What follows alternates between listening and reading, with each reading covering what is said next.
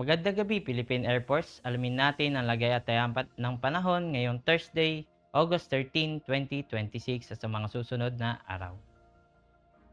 At para sa ating synoptic situation, based sa ating satellite image, meron tayong low pressure area na namataan sa labas ng Philippine Air Responsibility kaninang alas 2 ng hapon at ito'y namataan sa layong 1,740 km east of extreme northern Luzon.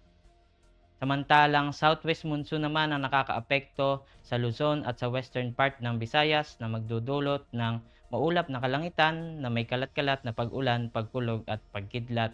Samantalang sa Zambales, Bataan at Occidental Mindoro ay makakaranas ng occasional rains. At para sa general area forecast para sa kinabukasan, sa Luwag, Baguio, Angeles, Metro Manila, Lipa ay makakaranas ng maulap na kalangitan na may kalat-kalat na pag-ulan, pagkulog at pagkidlat, samantalang sa natitirang bahagi ng Luzon, Visayas, pati na rin sa Mindanao ay makakaranas ng bahagyang maulap hanggang sa maulap na kalangitan na may pulupulong pag-ulan, pagkulog at pagkidlat. At para sa susunod na 3 araw sa Metro Manila, Cavite, Lipa City, Angeles, simula Sabado hanggang Lunes ay makakaranas ng maulap na kalangitan na may kalat-kalat na pag-ulan, pagkulog at pagkidlat.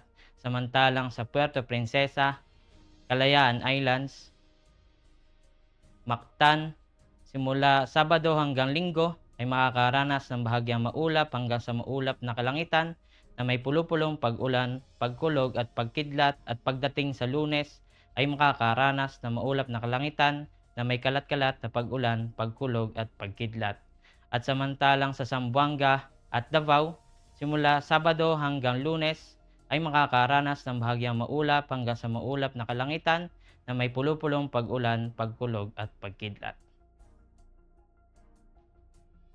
Ang haring araw ay lulubog mamayang 6:20 p.m. at sisikat bukas ng 5:42 a.m.